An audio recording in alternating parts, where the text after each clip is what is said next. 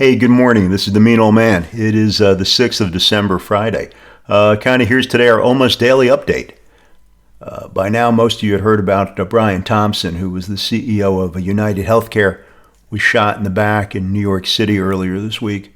Clearly very unfortunate. Social media has, mocked this and just echoed some really unpleasant sentiment that people have regarding how insurance companies treat people. I think at the end of the day, you still have to keep in mind this guy was a father and a husband and left behind two young kids. And that's really the sad part about all this.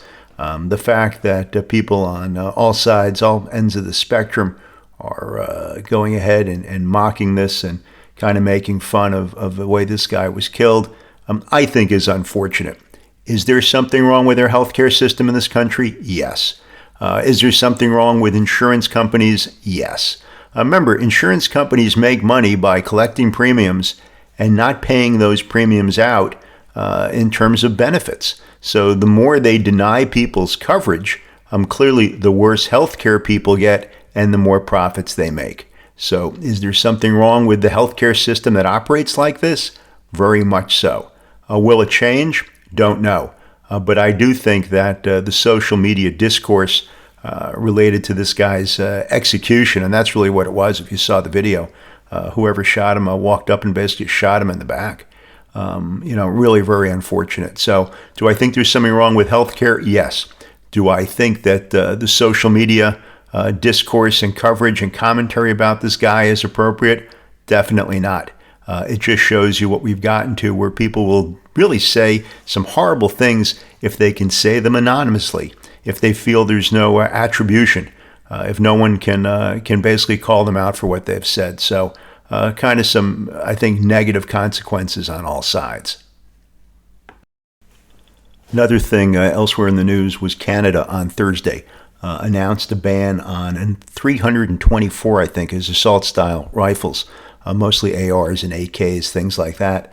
And by that, what they're really talking about is you're talking about rifles that tend to be modular, or probably shooting a .223 round or the AK calibers.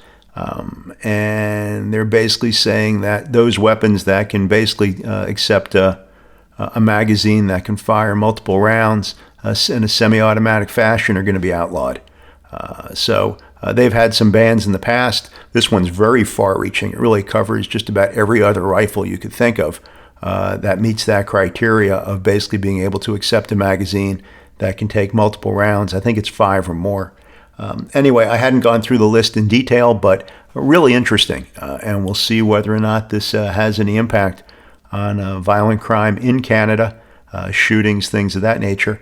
They don't have a very high preponderance of the types of shootings we have, but also it's important to keep in mind they have a much smaller population than we have here in the United States. So that'll be interesting to watch and see how it pans out.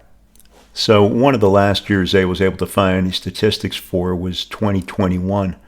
In that year, the United States had 14.6 gun-related deaths for every 100,000 people in our population, while Canada only had 2.1 gun-related deaths per 100,000 people in the population.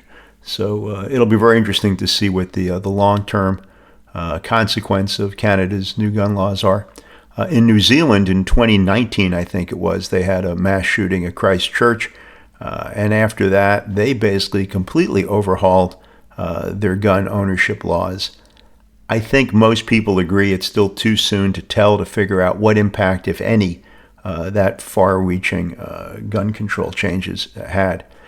Clearly, the United States has a whole different relationship with weapons in terms of our culture, our society, things like that. So clearly, some of the changes they've made in these other countries, I think, would probably be impossible to do here in the United States. I'm not suggesting we should be doing them. I'm just saying that it wouldn't be feasible to even suggest any of these things. So it's going to be interesting to see what impact those changes do have in the longer term. And for those of you who don't know my position, I am very much a pro-gun person. I've been shooting a majority of my life, but I do think that we're at a point where we need to put some controls in place. I think we just have too many guns, and we made it too easy for people who shouldn't have guns to get them. What the solution is there, that's a huge discussion. But I'm very much in favor of gun rights. I'm also in favor of people rights. And kids shouldn't be afraid to go to school. So I think we have to do something.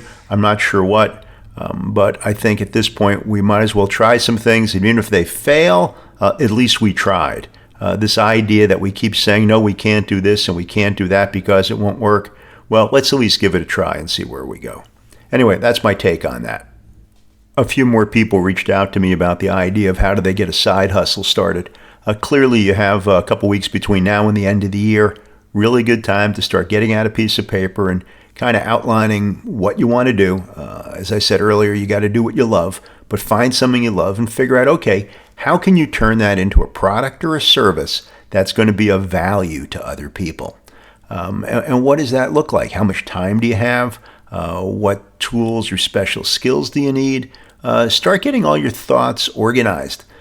Figure out, when would you have the time to do your side hustle? I mean, clearly, if you're going to do something that's only available or you can only reach your customers during 9 to 5 and you already have a 9 to 5 job, well, that's not going to work. So if you already have one job or you're going to school, you need to figure out how you can kind of weave this into your life right now, how you'll have the time, how you can reach your customers, how you can deliver your product or service. But by all means, don't give up. Don't get frustrated. You're going to run into a couple dead ends.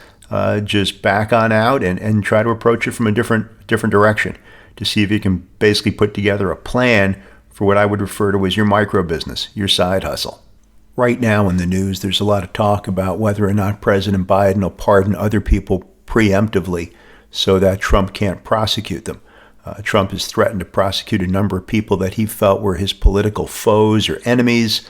And the concern there is that maybe he'll do exactly what he says he's going to do. So let me get your feedback. On Snap, reach back to me. Let me know how you feel. Should Biden do this? Shouldn't Biden do this? What are your thoughts? What are your thoughts on political retribution? Anyway, share some thoughts. Let's get a dialogue going. I think it's important. So again, thanks for listening. Thanks for giving me a few minutes. This is the Mean Old Man, and this was our Almost Daily podcast. Hope you guys have a great day.